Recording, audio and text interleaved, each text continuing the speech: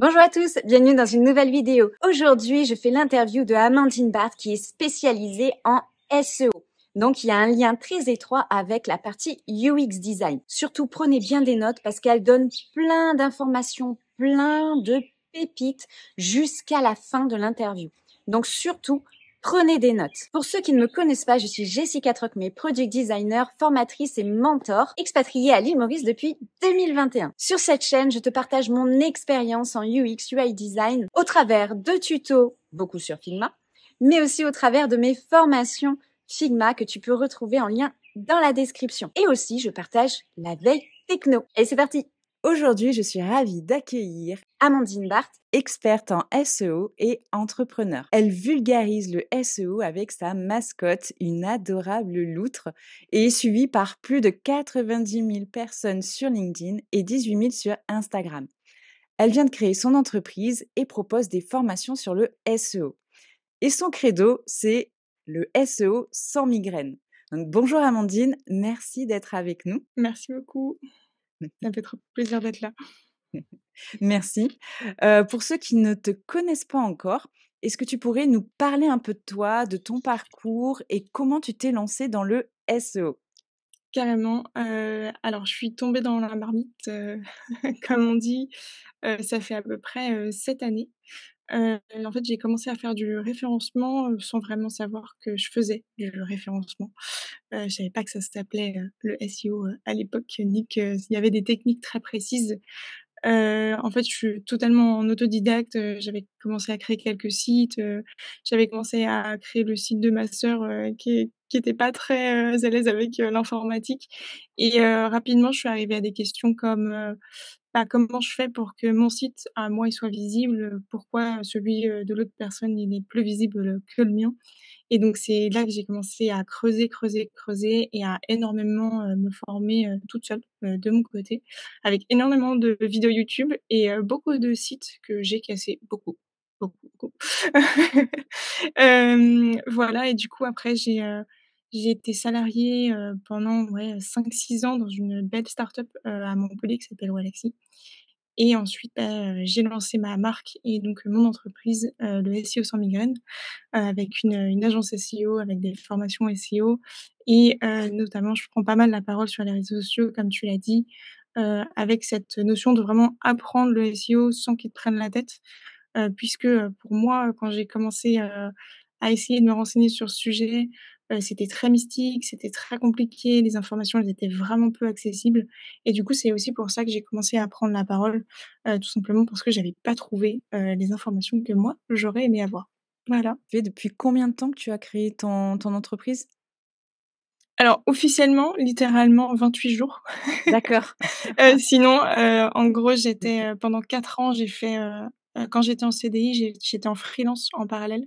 Donc j'ai D'accord. monté mon side project en même temps que mon CDI, ce qui était assez sportif puisque je gérais une équipe de 15 personnes, chez Wallaxy, Ah et oui. à côté, j'avais, mon side business qui prenait de plus en plus de place, mais c'était la manière pour moi, en tout cas, la plus rassurante de commencer à entreprendre, sur le moment. Ouais, c'est clair. Et du coup, ça fait combien de temps que tu avais fait les 2 en même temps? Que tu avais lancé? 4 ans, 4 ans? 4 ans, OK. ouais. Ouais, donc c'est chouette. Effectivement, c'est une bonne idée de pouvoir, au départ, lancer, enfin faire les 2 en même temps. C'est clair que c'est super rassurant. Qu'est-ce qui t'a poussé à vulgariser un sujet souvent perçu comme, bah, technique, compliqué et à rendre ça plus accessible avec une approche ludique? Donc par rapport au SEO. La première c'est, comme je te disais, juste avant, c'est que quand moi j'ai voulu trouver ces informations-là, je me suis heurtée à des murs, tout était très opaque et tout était très, très, très compliqué. C'est-à-dire qu'on utilisait des mots complexes, on parlait de techniques comme si on devait avoir un profil, très expérimenté pour pouvoir, faire du référencement et en fait, quand j'ai commencé à comprendre comment ça marchait, à générer mes premiers visiteurs, puis mes 50 000 visiteurs et cetera et que je montais en compétence sur ce sujet-là, je me suis rendu compte que moi, j'avais réussi à faire du référencement sans jamais utiliser un seul mot compliqué et du coup que j'avais ni formation, ni, tout ce qu'à l'époque on disait qu'il fallait avoir pour faire du référencement. Je me suis dit: si moi j'ai réussi à le faire, il y aura forcément d'autres personnes qui, eux aussi, peuvent le faire. La seule problématique, c'est que personne n'en parle et tout le monde garde ça très, très, très, opaque, de vraiment en petit monde mystérieux. Et ça très sincèrement, ça m'a énervée. Je me suis dit: «Mais c'est pas possible de parler du référencement comme ça, comme si c'était super chiant et pas accessible». Et j'ai commencé à prendre la parole au début sur LinkedIn. Pourquoi LinkedIn? Parce que à l'époque, chez Wallaxy, on avait commencé à essayer de rendre en tout cas de prendre la parole sur ce réseau social sans que ce soit pour poster, son CV. Et je me suis dit: «Bah, en fait, pourquoi pas parler de référencement sur un réseau social où il y a majoritairement, des entreprises ou des entrepreneurs?» Ça devrait être la cible idéale et surtout, ça me paraissait moins compliqué qu'Instagram qui était déjà, très, en fait, très technique pour moi qui n'avais jamais pris la parole sur les réseaux sociaux. Je me suis dit: «Ouh là, là, je Instagram, je me sens pas légitime du tout». LinkedIn, vu qu'il y a que des gens qui mettent leur CV, boh, j au pire, ça floppe, c'est pas grave, personne ne le verra et au mieux, ça aide quelqu'un et ça a très, très, très, très, très bien pris. Oui, c'est clair. Bah, là, maintenant, aujourd'hui, tu as 90 000 personnes sur LinkedIn qui te suivent et tu as commencé il y a combien de temps à te mettre sur LinkedIn? Très de manière très sérieuse, il y a 2 ans.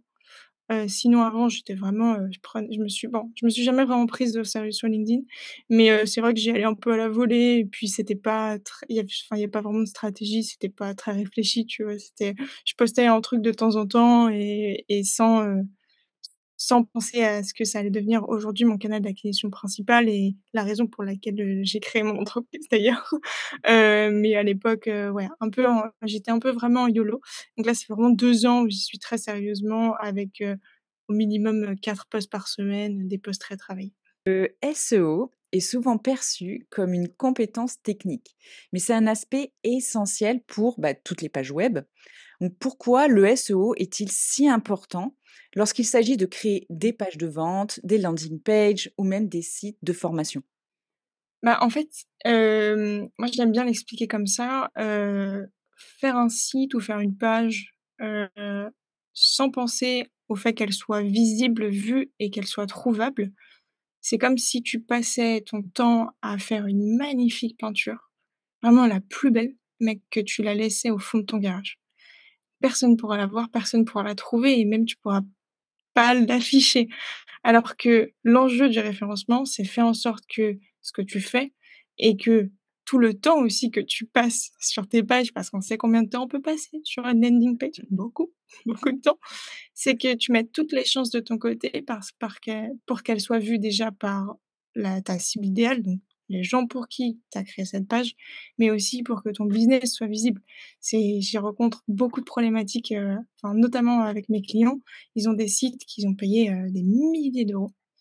Vraiment, ils ont investi des gros budgets et en fait, le référencement n'a jamais été travaillé, ni dès le début. Il y a même certains sites qui ont une option, ne pas afficher sur Google et en fait, c'est comme s'ils avaient dépensé tout cet argent pour rien, puisque le but d'un site internet, c'est quand même de se rendre visible. Oui, c'est clair, c'est chaud. Ouais, ouais, franchement, quand des fois je me dis: «Mais pourquoi ce site?» Enfin, je vais voir les sites de mes clients, je me dis: «Mais c'est bizarre, son site, il est très bien fait, il est propre, il respecte les critères de Google, mais il a pas de trafic, il est pas visible, il y a pas de pages qui sont indexées sur le moteur de recherche, c'est bizarre». Tu fouines, tu fouines, tu fouines et là tu te rends compte que, ah, référencement, non, ne pas afficher. Ah! Ah ça, c'est dommage quand même. Ah là là. Alors, quels sont, selon toi, les principaux éléments SEO à prendre en compte quand on crée une page web, une page de vente, une landing page? As-tu des conseils concrets à donner pour optimiser la visibilité de ces pages et puis, du coup, attirer du trafic, de manière organique? Mmh. Quel que soit le type de contenu, une page, article, landing, qu'importe. Pour moi, le SEO, il se découpe en 3 piliers et c'est ces 3 piliers-là qu'il faut toujours avoir en tête quand tu vas créer un contenu. C'est-à-dire que, dans un premier temps, ton contenu, il doit respecter toute la partie, on va dire, technique. Donc la partie fonctionnelle. Est-ce que, ta page, elle est accessible? Est-ce qu'elle est rapide? Est-ce que les éléments sont bien placés? Est-ce que le parcours utilisateur est, aussi bien pensé? C'est-à-dire que c'est simple d'arriver sur ta page, c'est simple de comprendre. Ça fait vraiment partie des éléments de référencement, même si on pourrait, carrément intégrer ça à l'UX. Il y a d'ailleurs des gens qui parlent de SXO. Moi, j'ai toujours parlé de SEO puisque pour moi, l'UX est une part intégrante du référencement. Ce n'est pas un concept, c'est pas quelque chose qui vient de se rajouter, c'est même, la base. Mmh. Donc il y a toute cette partie-là un peu technique, faire en sorte que la page, elle fonctionne et qu'elle puisse prétendre à se positionner. Ensuite, il y a le deuxième pilier, c'est le pilier contenu. Donc là, c'est tous les mots qu'on va mettre sur une page ou sur un article et ces mots-là, effectivement, ils doivent être bien choisis. C'est-à-dire qu'une page égale un mot-clé visé et pas, dans ma page, je mets tous les mots-clés possibles que j'ai envie, je mets tout en gras, je tartine, je fais aucune structure. Donc effectivement, il y a des règles à respecter comme, bien utiliser les balises HN. Je sais que souvent on les utilise plus dans un intérêt du design parce que, bah, ça fait des titres plus gros et voilà, mais en fait, ça a un vrai impact pour Google et notamment pour le référencement puisque chaque balise indique un peu le poids de ce que tu vas, donner à Google comme lui disant: «Bah, ça, c'est la partie la plus importante, ça, c'est la moins importante» et cetera. Et la dernière partie pour moi, c'est la partie confiance. Donc effectivement, pour que Google nous référence une page, référence un site, il faut qu'il ait confiance en ce site-là. Sinon ça voudrait dire qu'il envoie n'importe qui, enfin qu'il envoie plutôt tout son trafic chez n'importe qui. Donc il peut pas se permettre et pour sa réputation et pour la concurrence aussi, à laquelle il est confronté, de ne pas envoyer ses utilisateurs vers des pages pertinentes. Et donc comme on gagne la confiance de Google, bah, il faut qu'il y ait des sites qui aient déjà cette confiance de Google, qui parlent de toi, un peu comme un bouche à oreille digital, qui vont faire qu'en fait, bah, tu vas te faire recommander et Google va se dire: «OK, donc il y a des gens qui parlent de toi, tu es à peu près fiable. OK, il y a de plus en plus de monde qui parle de toi. OK, je peux te faire confiance» et c'est comme ça qu'un site, une page ou un contenu va prendre aussi, en puissance et aller se positionner, devant des concurrents. Ça, c'est souvent, grâce au pilier confiance. Ouais, super intéressant. Du coup, ça montre, bah, aux UX designers qui nous écoutent ou aux personnes, qui voudraient lancer un business en ligne, que le SEO est très important et puis pour les UX designers, ben, il y a vraiment une relation importante entre les 2. Donc à bien savoir Mmh. et je pense qu'il faut vraiment, avoir des au moins des connaissances de base, là-dessus. C'est clair. Clairement, bah, pour te dire à quel point, le l'UX pour moi est important dans le SEO, à un moment j'ai monté mon équipe, à un moment donné j'ai ouvert un poste, spécifique dédié sur la partie UX SEO, Mmh. pour justement qu'il y ait quelqu'un qui soit dédié à cet ingrédient qui est essentiel. Et ouais, c'est clair. Quelles sont selon toi les erreurs SEO les plus courantes que tu vois souvent sur les sites web? Oh waouh! Alors l'erreur la plus courante et celle que moi-même, j'ai expérimentée pendant plusieurs temps, c'est de penser que, donc là, il y a les 3 piliers du SEO que je viens de t'expliquer. C'est de penser qu'en fait, on peut, en gros, travailler la technique une fois, c'est bon, je passe à autre chose, bosser ton contenu, puis te dire: «OK, c'est bon, j'ai fait du contenu, je fais 2-3 pages, c'est bon» et tu as obtenu 2-3 liens et hop, c'est bon, c'est réglé, checklist dans ma to-do, je peux passer à autre chose. Ça, c'est l'erreur principale. On pense qu'en fait, c'est quand on voit les 3 piliers comme un peu une tâche à faire, alors qu'en fait, déjà ces 3 piliers, ils doivent être travaillés régulièrement. Donc, en moyenne, dans le mois, je dirais 20 sur la technique, 60 sur le contenu et le reste sur la confiance. Ces 3 piliers doivent être travaillés ensemble et en même temps et donc ne pas les isoler. J'ai vu beaucoup de sites stagner parce que, bah, effectivement, ils avaient un super contenu. Ils avaient beaucoup de liens, donc c'était super, vraiment les 2 ingrédients. Par contre, la technique, ça faisait 6 ans, ils avaient oublié d'aller voir ce qui se passait et en fait, c'est ce qui pénalisait leur site, ce qui faisait que malgré le fait qu'ils publiaient beaucoup de contenu et bah, leur trafic était descendant. Parce qu'en fait, il y a ils sauvaient les meubles en publiant plus de contenu, mais la technique commençait à les pénaliser de plus en plus, de plus en plus. Et à l'inverse, il y a aussi des sites qui vont avoir une super technique, pas de contenu, pas de lien, donc pareil, ça sert à rien. Donc ça, c'est une des erreurs principales et celle que je rencontre le plus souvent, c'est la mauvaise utilisation des mots-clés en gras. d'utilisation du gras au global sur les sites, sur les articles. Je sais, on a envie de l'utiliser, pour mettre en avant quelque chose, pour qu'il y ait un texte qui se démarque. Mais il faut faire attention sur, quel type de gras est utilisé, le type de balise qui est utilisé, puisqu'il y en a une, qui dit en fait à Google: «Bah, ça, c'est le mot-clé le plus important, de ta page». Alors, ça, c'est ces mots-clés-là qui vont peser le plus. C'est ceux sur lesquels j'ai envie que tu t'attardes le plus et ça doit être des mots, pas des phrases, pas des liens, pas des titres. Mais c'est encore, je comprends, hein, parce que, des fois, on a envie de mettre en avant des éléments sur un site, et on ignore qu'il peut y avoir plein de manières de souligner, surligner des phrases autres que par le gras, d'où l'importance des fois d'être un peu formé en UX.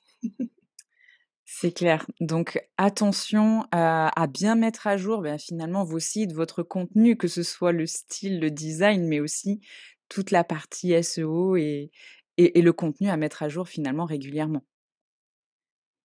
On va partir sur, plutôt le sujet parcours entrepreneurial et infoprenariat. Tu as créé ton entreprise et tu as développé là un business en ligne. Peux-tu nous en dire plus sur ce qui t'a poussé à te lancer dans l'entrepreneuriat? Et comment tu as transformé une compétence, le SEO, en un business en ligne rentable? Très belle question. Alors, j'aime très sincèrement, j'avais jamais prévu d'être entrepreneur. Je n'avais pas non plus dans mes plans d'ouvrir une entreprise un jour. Je sais pas le parcours que j'avais imaginé. On va dire que quand j'ai commencé à prendre la parole, sur les réseaux sociaux, tout ça a été, en fait, le fait de lancer mon business, avoir un business rentable, avoir un business en ligne, ça a plus été une conséquence du fait de prendre la parole, qu'un objectif. C'est-à-dire que, j'ai commencé à publier énormément, de plus en plus parce que je me suis super pris au jeu, genre c'était vraiment super cool. C'était intéressant, il y avait beaucoup de gens qui me répondaient et surtout, je voyais que ça aidait beaucoup. Je recevais des super messages, j'étais là: «Ah ouais, non mais c'est trop bien, je vais continuer, de partager» puisque, les messages que je recevais me donnaient vraiment la patate. Hem Et de plus en plus, en fait, on m'a dit: «Ouais mais Amandine, c'est trop bien tes posts, mais tu pas une formation?» J'ai dit: «Bah, non, j'ai pas de formation, non, je ne sais pas faire une formation, je ne sais pas faire ça. Quel outil je dois utiliser et puis comment on fait et puis c'est quoi les règles?» et je n'y connaissais rien et j'avais là, je crois qu'à ce moment-là, quand j'ai commencé à faire ma première formation, j'avais déjà mon statut auto-entrepreneur et j'accompagnais un ou 2 clients. Vraiment, c'était très léger. Heu, c'était un plus pour moi. Je me suis dit: «Bah, j'apprendrai toujours plus, ça m'aidera forcément aussi dans mon CDI et inversement». Et là, je me suis dit: «Bon, bah, si on me demande une formation, je vais essayer de le faire. On va voir ce que je suis capable de faire». Donc j'ai commencé à me mettre sur le sujet, à me dire: «OK, quel outil j'utilise?» À l'époque, je suis partie sur, System.io. J'y suis toujours Oui. d'ailleurs, que je trouve un outil qui est plutôt facile quand on s'y connaît pas trop. Et je me suis dit: «OK, je vais faire une première formation, puis je vais la partager à ceux qui m'ont demandé» et ils ont adoré et du coup, après, ils m'ont demandé d'étoffer les chapitres. Du coup, bah, moi, j'ai juste écouté mon audience, c'est-à-dire que, on me demande ça, bah, OK, je le fais et ça a été de plus en plus lent. OK, donc Amandine, tu fais pas des accompagnements SEO? Ah bah, non. Bon, bah, d'accord, je vais structurer ça, je reviens vers toi. Donc là, je structure mes accompagnements. Amandine, tu fais du coaching SEO juste, 1 heure en visio où on prend un sujet qui me bloque et on va le target, quoi.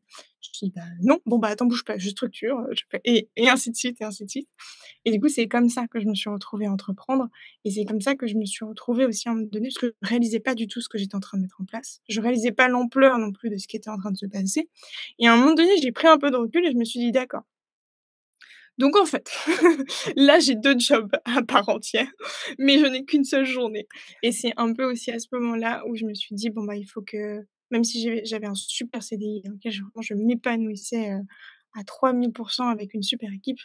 Je dis: «Bah, là, il y a mon side business qui n'est plus un side business et qui me demande, d'être présente et j'ai mon CDI. Donc il faut que je fasse un choix parce que je peux plus continuer d'assumer les 2 et j'avais besoin aussi d'un peu de sommeil, parce que j'avais un peu trop travaillé, on va dire, à vouloir enchaîner les 2 et c'est à ce moment-là, je me suis dit: «Bon, bah, OK, je me lance, all-in sur ce side business qui devient, un business à part entière et voilà comment, je suis arrivée à avoir un business rentable. On va dire que ça a été une conséquence et pas quelque chose que j'ai cherché à faire.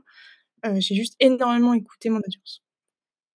C'est marrant quand même avec, maintenant les réseaux sociaux, tout ce qu'on peut faire avec YouTube et cetera. C'est assez impressionnant parce que moi, au début, j'ai commencé, c'était aussi, juste pour m'entraîner, à être un peu plus à l'aise, à l'oral et cetera et puis après, effectivement, c'est génial ton parcours, ça prend de l'ampleur au fur et à mesure, bah, de choses qui viennent à toi et c'est ça qui est génial. Ouais, je pense que ça a été en tout cas, avec un peu de recul, je pense que c'est la meilleure façon dont j'aurais voulu que ça se passe. Mmh. Même si j'avais, un jour quand même un petit peu envie de créer des projets en plus à côté, tu vois? J'ai toujours, été, très multitask. Donc j'avais par exemple, être que dans un CDI, je m'ennuyais un petit peu, il fallait que je fasse plus de choses dans mes journées. Mais, alors, aucune idée que ça allait devenir, aussi gros et que ça allait me donner la chance de créer mon univers et ma liberté après.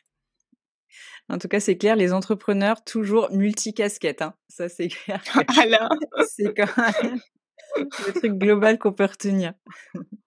c'est clair. Mmh. Alors, pour ceux qui démarrent ou qui veulent lancer un business en ligne, quelles ont été tes stratégies de lancement pour tes produits digitaux et services? Peux-tu nous parler des étapes concrètes pour passer de l'idée à un produit Mmh. réel, même lorsqu'on est seul à gérer le business? Ouais, carrément. Je vais pas te parler de mes lancements ratés que j'ai fait à l'arrache, mais plus ceux que maintenant je travaille un peu plus parce que j'ai appris de mes erreurs.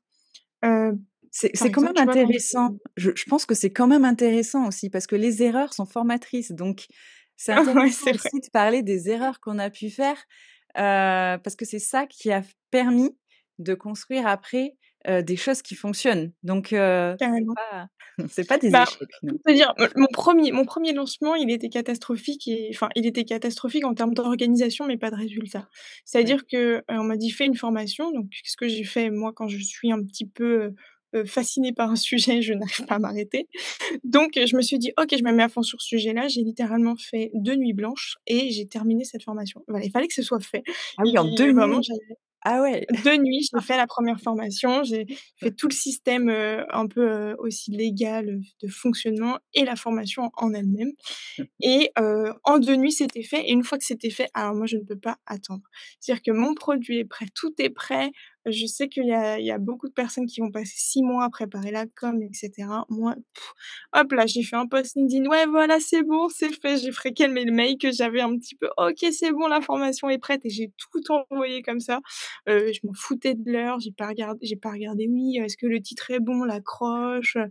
Non, non, juste: «Voilà, c'est bon, c'est arrivé, j'ai bossé 2 jours, maintenant je vais dormir, vous me direz ce que ça donne».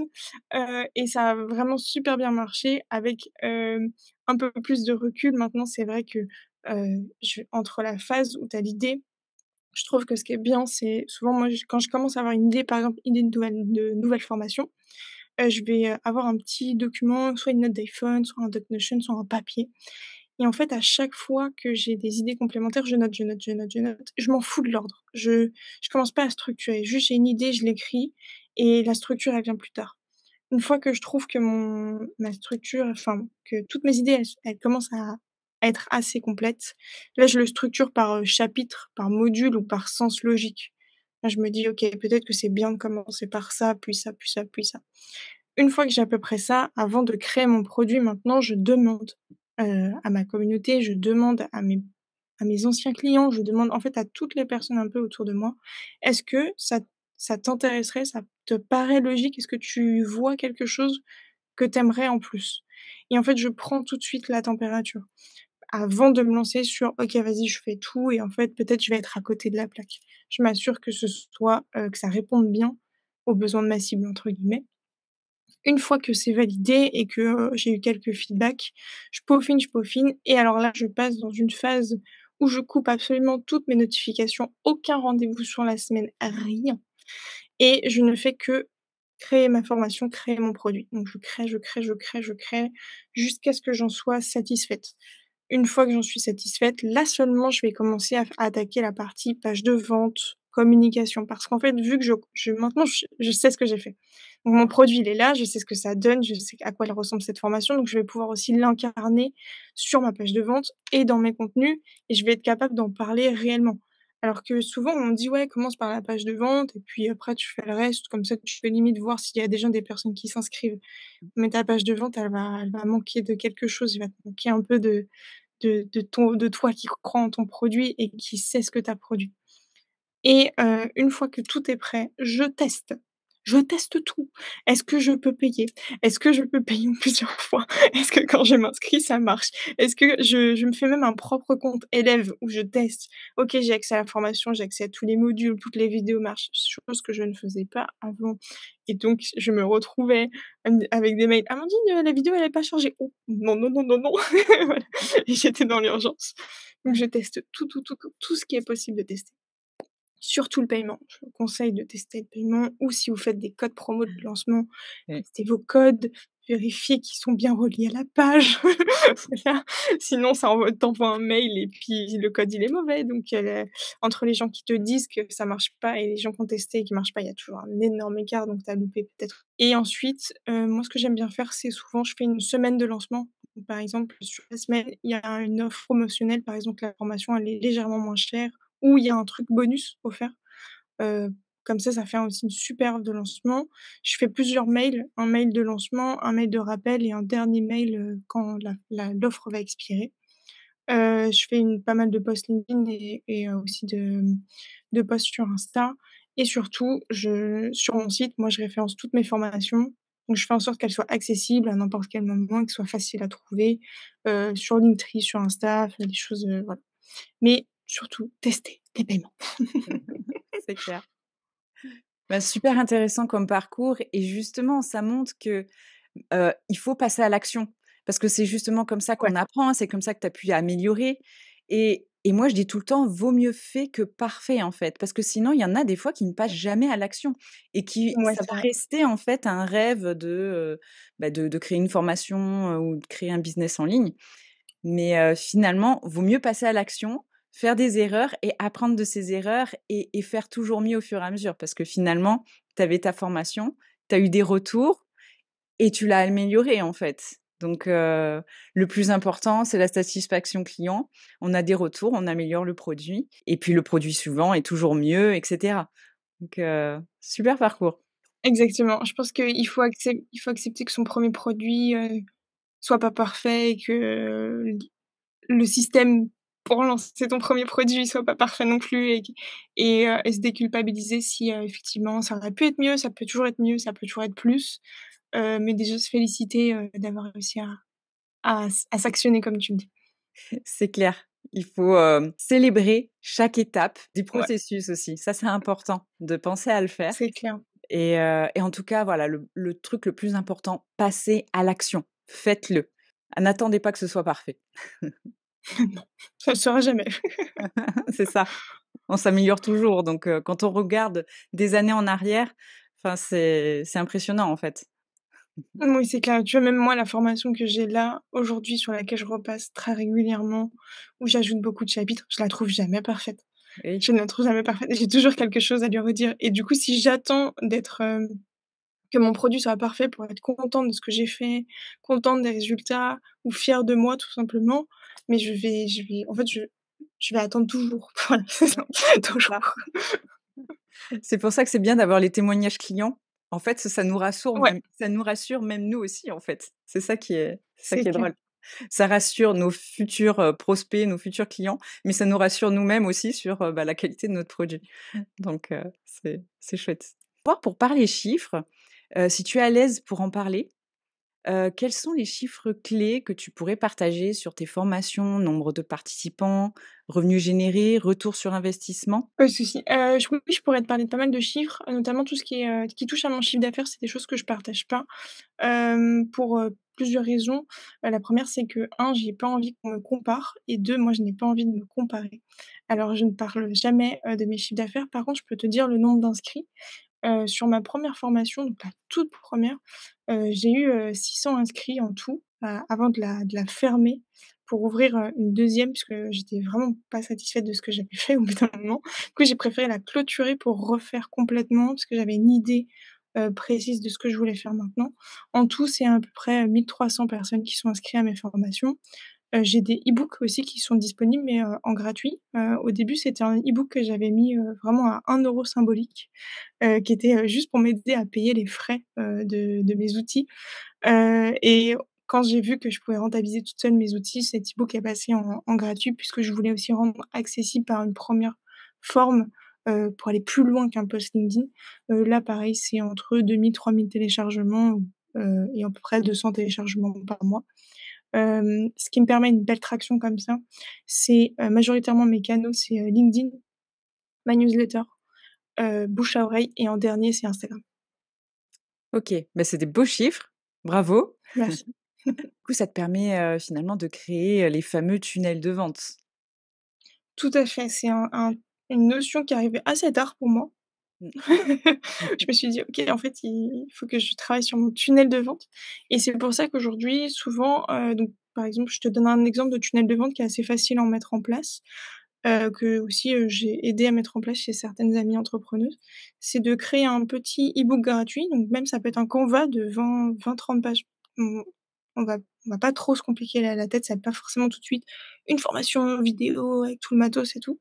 Juste un petit Canva qui va un peu plus loin que ce que tu pourrais dire sur les réseaux sociaux, qui gratte un peu plus.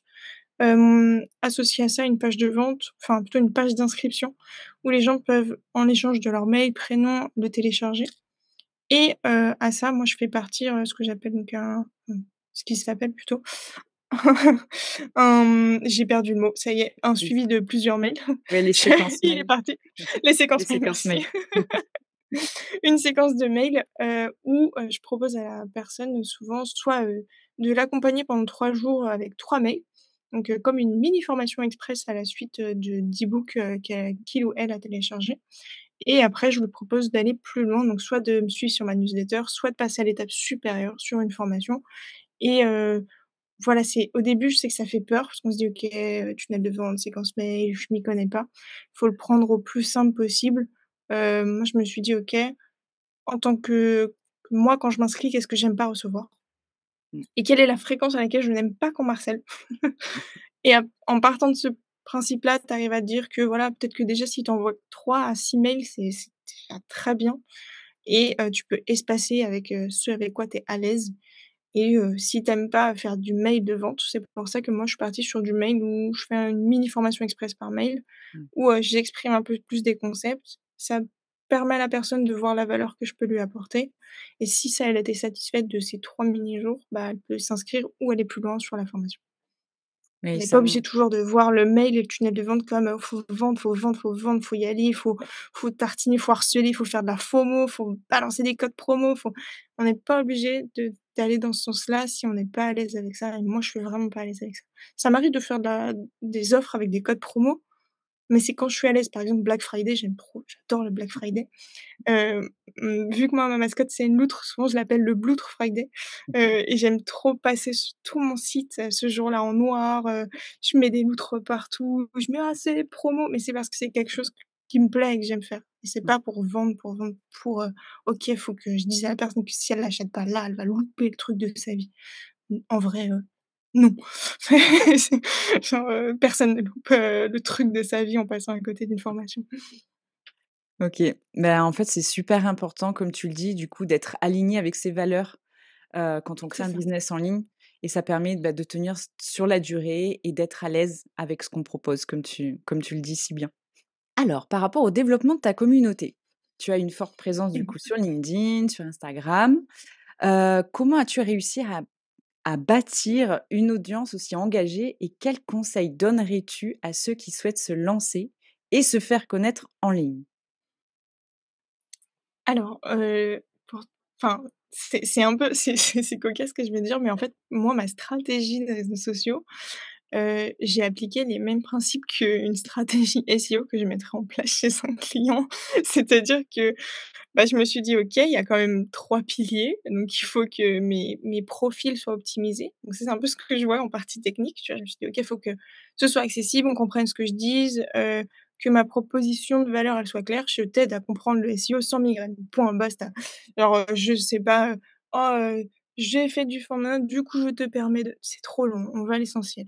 Hem, Ensuite donc profil optimisé, donc un profil LinkedIn, un profil Insta qui donne envie, même si sur Insta je suis encore assez novice, donc j'apprends, j'ai pas les meilleurs conseils encore, mais j'ai à peu près compris qu'il faut toujours être clair et pas aller trop dans le brodé, dans le bullshit. Ensuite, bah, création de contenu et avec cette fameuse régularité, avec, des types de posts que j'aime, moi, en fait, en gros, par semaine, je m'impose un rythme type, bah, le lundi, c'est forcément un carrousel puisque le carrousel permet aux gens d'apprendre, donc je les éduque. Le mercredi, par exemple, je casse une idée reçue en SEO, là, je vais viser une cible différente et le vendredi, bah, je vais faire un post coulisses où je vais plus parler de moi, qu'est-ce que je rencontre en ce moment comme difficulté ou des choses comme ça.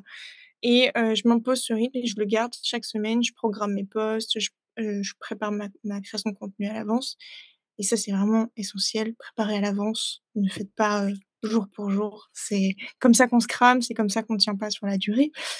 Hem Et ensuite, bah, sur la partie confiance, j'utilise un petit outil qui, je pense, est pas mal quand on commence, qui s'appelle, Testimonial. Je sais pas si tu connais? Mais c'est un outil Celui-là. pour récupérer les avis Mmh. qui te permet en fait de les récupérer de partout. Un commentaire LinkedIn, tu peux l'intégrer, un petit mot dans ton par mail, tu peux l'intégrer, Intéressant. soit tes avis Google, tu peux les importer et en fait, obtenir des avis aujourd'hui ou du feedback, c'est de plus en plus compliqué parce que, bah, on est tous, dans une guerre de l'attention, donc il faut être aussi flex sur comment on récupère les avis. Avoir des avis, c'est pas forcément avoir des avis sur Google ou sur Trustpilot. Ça, c'est quand tu as la capacité et la puissance aussi pour aller en chercher et il y a des vraies stratégies. Alors que prendre un petit outil qui te permet, bah, même en commentaire LinkedIn, quelqu'un t'a dit: «Merci pour ce post», c'est super intéressant, j'avais jamais compris ça comme ça. Tu le prends, tu l'intègres et ça te permet aussi, ce petit outil de l'intégrer sur tes pages de vente, ou sur ton site internet. Donc ça m'a aidé à construire cet aspect, confiance, au début, puisqu'on n'est pas tout de suite invité dans des podcasts. On n'est pas tout de suite, dans des classements, LinkedIn. On n'est pas tout de suite avec un nombre, monstrueux, d'abonnés ou d'inscrits à sa formation. Donc il faut aussi trouver la crédibilité à son niveau, par des moyens comme, par exemple, Testimonial qui je trouve super outil, je t'enverrai le lien si tu veux Ouais, le mettre, carrément. pour les gens. Et donc en fait, j'ai appliqué moi cette technique-là comme si je faisais une stratégie SEO, je passais sur les mêmes principes. OK, il faut que je sois régulière, il faut que mes sites enfin que mes profils, ils soient, vraiment, optimisés, toujours accessibles, que mes liens soient trouvables facilement et que j régulièrement, je récupère des indices de confiance. Et j'ai fait ça comme ça et j'ai commencé à mon rythme, j'ai commencé à mon niveau. J'ai arrêté de me comparer à des gens qui étaient déjà sur LinkedIn ou sur, Instagram depuis 10 ans. J'ai juste repris mon rythme et je me suis dit: «OK, est-ce que je peux tenir? Est-ce que je prends du plaisir? Oui, alors je continue. Est-ce que c'est trop? Alors je réduis et j'avance à mon rythme». Et c'est super essentiel, je pense, quand on démarre, parce que ça fait peur de se lancer sur un réseau social, qui commence à être de plus en plus bouché. Parce que, voilà, il y a beaucoup de gens qui créent du contenu maintenant et c'est pas toujours évident de se faire sa place. Je pense qu'on se la fait dans le temps avec de la régularité. C'est clair et comment tu t'organises, au niveau de la création de contenu? Mmh. Tu te crées un jour où tu vas tout filmer, plusieurs réels et après tu programmes genre sur le mois? Comment tu fais en termes d'organisation? Ça dépend du réseau social. Pour LinkedIn, j'ai un petit doc Notion, avec un calendrier très classique, avec qu'est-ce que je publie chaque jour, avec quel type de post, voilà, genre carrousel, nin, je prépare tout à l'avance. Pour Instagram, vu que c'est plus un format réel et vidéo, effectivement, souvent je prends une journée ou une après-midi, je tourne tout, quitte à changer juste de t-shirt ou de chemise. Si je veux pas qu'on ait l'impression que j'ai tout fait le même jour ou que voilà, ça soit trop redondant. Et après, je monte et après je fais les sous-titres. Aujourd'hui, j'ai la chance d'avoir pu, m'épauler d'une community manager qui gère toute la partie Instagram pour moi. Même, la partie, montage, sous-titrage, c'est quelque chose que j'ai, délégué. Je délègue quand je sens que c'est, pas là où j'ai de la valeur ajoutée et que ça me prend énormément de temps alors que c'est pas forcément, là où j'ai le plus à apporter. Par exemple, faire des sous-titres et monter, c'est pas mon job. Si je peux me le permettre financièrement, je vais déléguer ça. Et ça m'a fait du bien de déléguer Instagram parce que ça faisait beaucoup. Entre LinkedIn, newsletter, Insta, le rythme était le rythme était élevé. Donc c'est dès que j'ai délégué la partie Instagram, donc c'est-à-dire que, ma community manager, elle s'occupe de bah, une fois qu'on a tourné les vidéos ensemble, elle monte, elle sous-titre, après elle planifie, elle reprend, les textes sur mes posts LinkedIn ou sur ma newsletter. En gros, elle se débrouille quoi, elle fait des petits micmacs, hop là. Petite story aussi, tu vois? Avec en fonction de ce que je sors et cetera et rien que de déléguer ça, ça m'a je me Ouais. suis dit: «OK, si là, pendant une semaine, je vais pas sur Instagram, c'est pas grave, puisque, je sais que ça tourne et ça tourne bien puisque j'ai appris à déléguer, à faire confiance et cetera». Hem et c'est déjà pas mal, hein, je crois, pour la Super. création de contenu. Merci beaucoup pour le partage, super intéressant. Maintenant, on va passer à une troisième partie. On va parler SEO, design et expatriation, pour Mmh. voir un peu les synergies qu'il pourrait y avoir et les conseils pratiques. Alors, que l'on soit designer ou qu'on lance un business en ligne, le SEO est un des leviers principaux pour toucher une audience plus large. Si tu devais donner un conseil clé pour quelqu'un qui est au début de sa stratégie SEO, quel serait-il? Ce sera de faire une étude de mots-clés en première stratégie, avant même, si possible, de créer le site.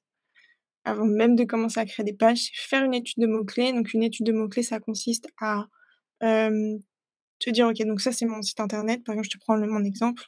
Hem, Mon site internet, moi, c'est SEO sans migraine.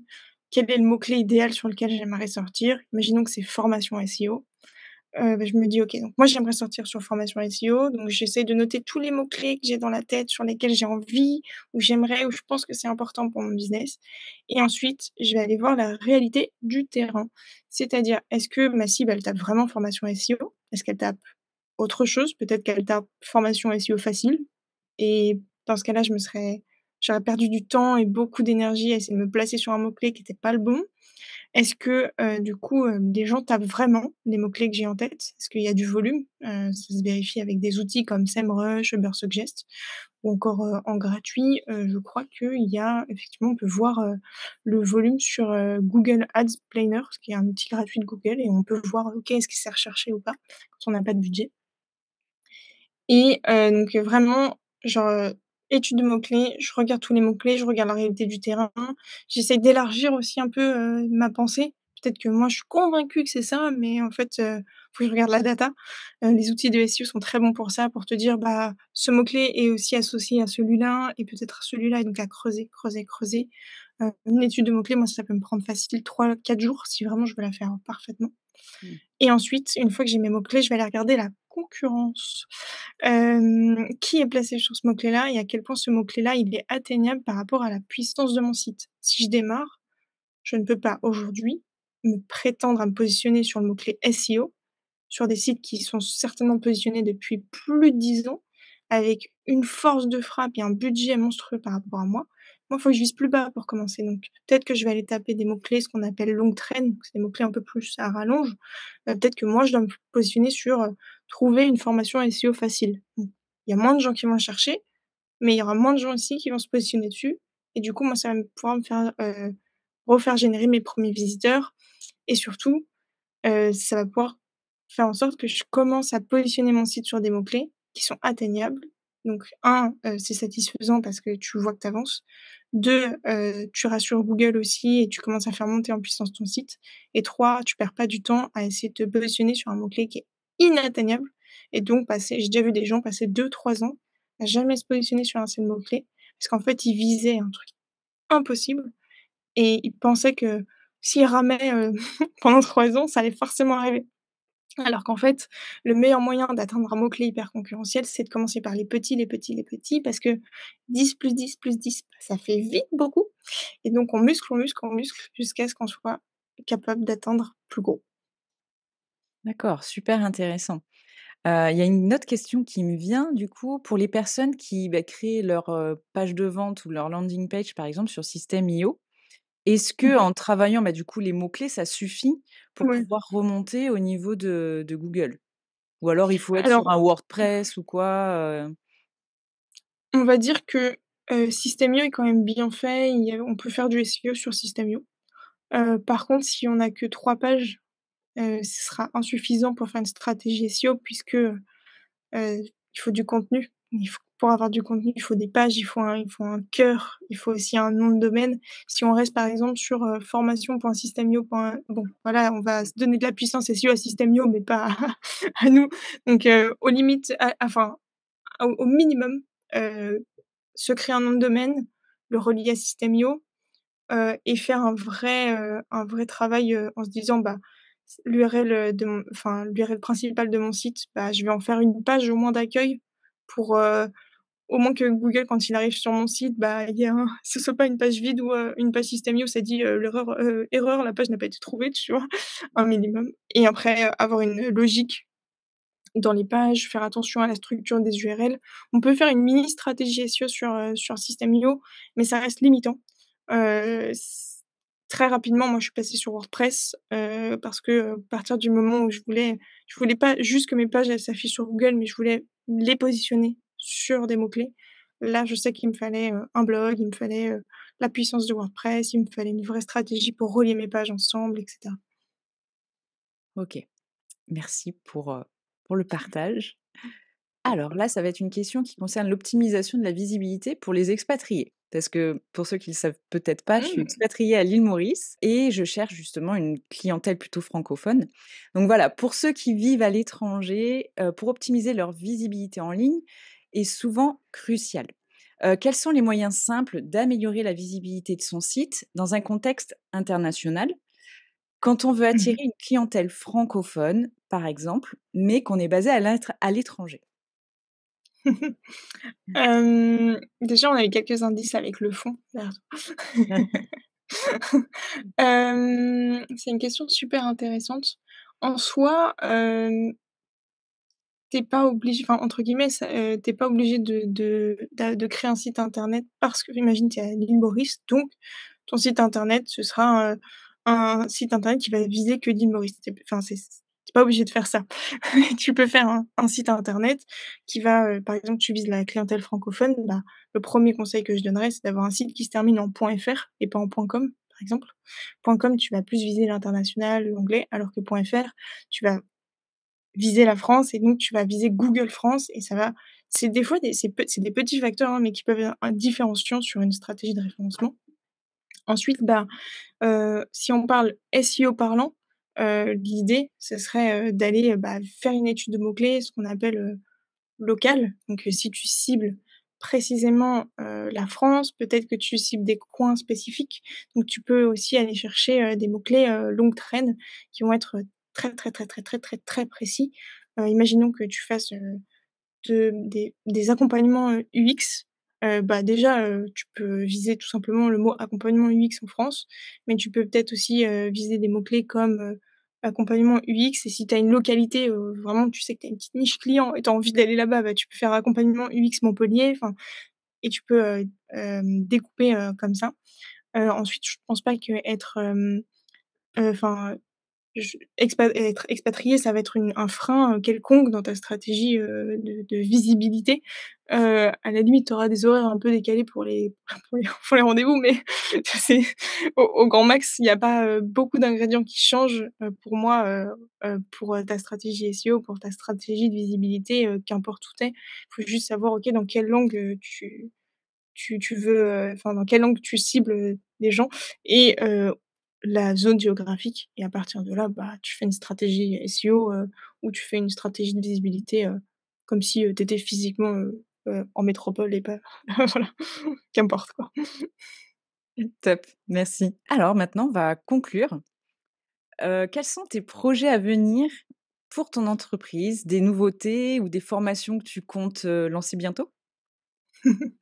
Et bah, depuis quelques jours, j'ai lancé mon agence SEO. Donc là, avant, je faisais des accompagnements SEO et même, référencement payant, donc SIA, mais j'étais toute seule. Là, aujourd'hui, j'ai recruté, donc une belle équipe de 7 personnes pour pouvoir, Ouais. accompagner, en fait et pouvoir avoir, des vrais suivis clients, pour pouvoir prendre, des projets qui me tenaient plus à cœur aussi, et aussi parce qu'il fallait un petit peu d'aide, hein. Là, donc donc récemment, j'ai lancé mon agence SEO, donc j'ai plus de disponibilité, du moins pour accompagner. Je suis basée sur Montpellier, donc c'est vrai que je fais pas mal de local aussi. J'aime beaucoup, accompagner les gens qui sont, autour de Montpellier et mais pas que, hein. Et bientôt, donc fin d'année, je vais lancer une nouvelle formation SEO qui va, donc là aujourd'hui j'avais que des formations SEO qui étaient sur la partie, rédaction, donc apprendre à rédiger une page, un contenu et cetera. Et en fin d'année, je vais faire une formation qui va s'appeler 360 SEO, où on va aller voir, OK, bah, de zéro, comment je monte mon site et ensuite comment je fais ma stratégie de référencement et comment j'obtiens des liens. En fait, on va aller voir les 3 piliers et ça va être un joli morceau que je vais commencer à tourner au mois d'octobre. Ah ben, beau projet. Ouais. Merci. Merci beaucoup Amandine pour tous tes précieux conseils. Où on peut, bah, du coup te retrouver et comment nos abonnés peuvent-ils en savoir plus sur tes formations et ton entreprise? Bah, sur LinkedIn, Amandine Barre, tiens, j'ai tout est dispo facilement. Il y a accès aux formations, à la newsletter qui est gratuite. S'ils veulent recevoir des conseils, SEO, j'envoie 2 épisodes, par mois, et voilà. Super, bah, du coup je mettrai les liens dans la description, comme ça vous pourrez aller voir.